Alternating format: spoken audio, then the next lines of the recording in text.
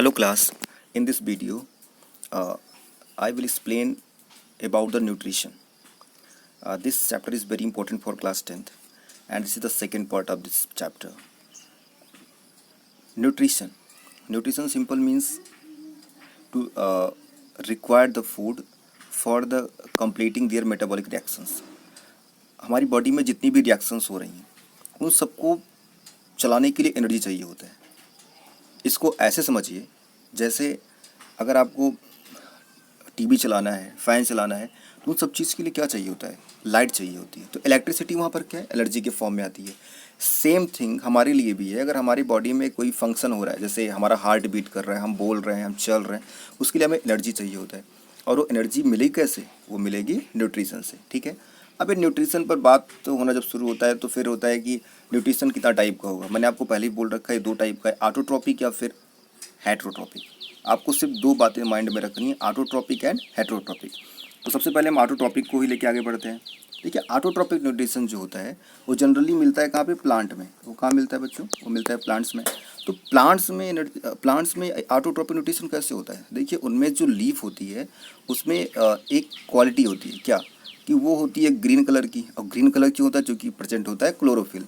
तो क्लोरोफिल जो है वो ग्रीन कलर के लिए रिस्पॉन्सिबल नहीं है. Chlorophyll is responsible for the production of food. तो फूड का प्रोडक्शन कोई कर सकता है, नहीं कर सकता है, इसके बीच में जो सबसे बड़ा गैप है जो उसको डिफ्रेंशिएट करता है वो क्या है? वो आपका है क्लोरोफिल. अगर क्लोरोफिल प्रेजेंट है तो वहाँ पर chance of production of food ज़्यादा होगा. अगर एब्सेंट हो तो वहाँ पर कोई भी चांस नहीं होता है. तो चलिए ऑटोट्रॉपिक न्यूट्रिशन को आगे बढ़ाते हैं.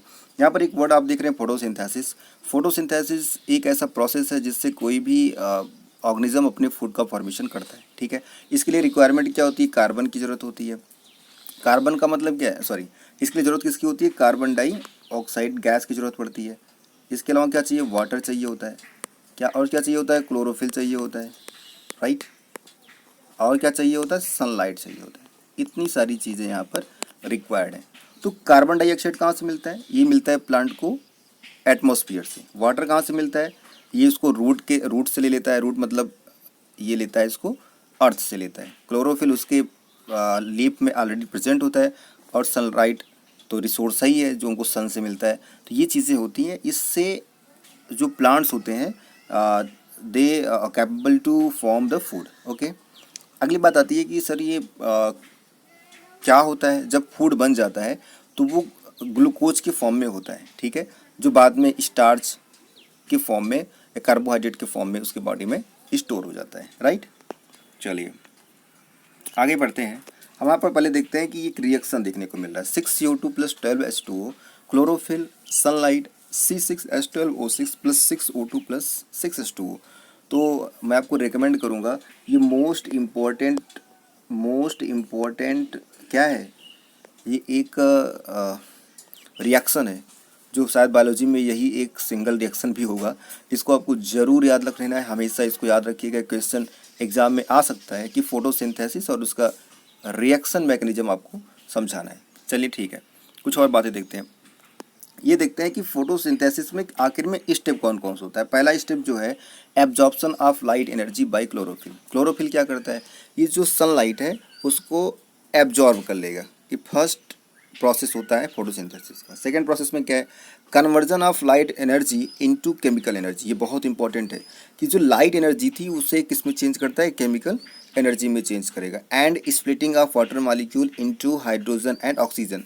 और जो वाटर लिया गया था कहाँ से? अर्थ से, उसको ब्रेक डाउन कर देगा. किसमें? हाइड्रोजन में और ऑक्सीजन में ब्रेक डाउन कर देगा. थर्ड नंबर क्या होता है? Reduction of carbon dioxide to carbohydrates. ठीक है. Reduction of carbon dioxide to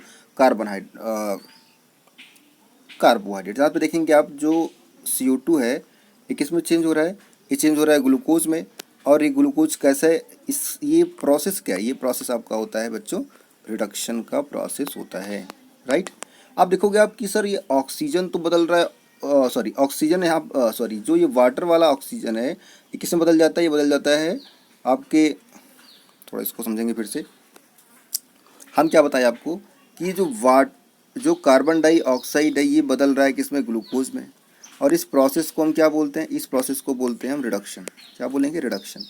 लेकिन ये जो ऑक्सीजन बन रहा है, इस ऑक्सीजन वाला ओ कहाँ से आ रहा है? ये आ रहा है वाटर से, और इसलिए इस प्रोसेस को हम क्या बोलते हैं? ऑक्सीडेशन। तो इसको जरूर याद रखिएगा कि ऑक्सीडेशन और रिडक्शन क्या होता है। तो बात समझ में आ गई। पहले स्टेप में क्या होगा? Absorption of light energy by chlorophyll. Second में लाइट एनर्जी केमिकल एनर्जी में चेंज हो रही है। और थर्ड में क्या है? कार्बन डाइऑक्साइड कार्बोहाइड्रेट में बदल जाता है। तो ये कुछ बातें हो गई, आपको समझ में आ गया।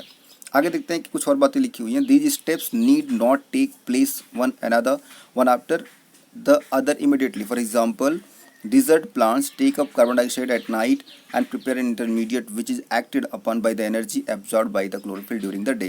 कहने का सेंस ये है इस वाले पूरे पैराग्राफ में कि जैसे ये कोई इंस्टेंट काम नहीं होता कि तुरंत लाइट आई फिर उसको कार्बन डाइऑक्साइड लिया वाटर लिया, ऐसा नहीं है। कुछ ऐसा ये कभी भी हो सकता है। जैसे डेजर्ट प्लांट के बारे में समझाया जा रहा है कि पहले वो क्या करते हैं? कार्बन डाइऑक्साइड पहले से लिए रखे रहते हैं। उसके बाद क्या करते हैं? वाटर को रखे रहते हैं। जब सनलाइट आती है उसका यूज करके वो फूड का फॉर्मेशन कर लेते हैं। ठीक है, ये किसी लीफ के बारे में आपको समझाया जा रहा है। कोई लीफ का इंटरसेक्शन है, इस क्रॉस सेक्शन है।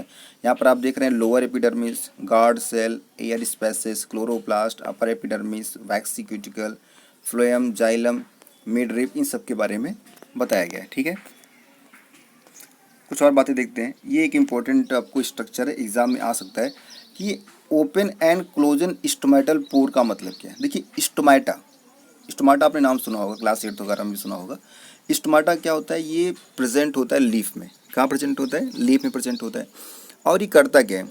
ये इसका स्टोमाटा का जो फंक्शन ये है कि जैसे आप एक इसको सिंपली समझिए, स्टोमाटा फंक्शन कैसे करता है। जैसे मान लो वाटर किसने लिया? रूट ने लिया, एब्जॉर्ब किया, उसके बाद इसका फूड में यूज किया अपना।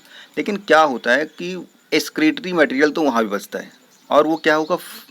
कुछ एक्सक्रीटरी मटेरियल्स जो होते हैं वो मिक्स हो जाते हैं, मींस सॉल्युबल हो जाते हैं। किसके साथ में? वाटर के साथ में। और बाद में वाटर हो जाता है वेपराइज, और वेपराइज फॉर्म में इन्वायरमेंट में चला जाता है। बात समझ में आ रही है? तो स्टोमेटा का फंक्शन ये होता है। सपोज जब प्लांट में वाटर अमाउंट ज़्यादा हो गया, मीन्स एक्सक्रीटरी वाटर अमाउंट ज़्यादा हो गया, तो ये स्टोमेटल पोर क्या होते हैं? ओपन हो जाते हैं।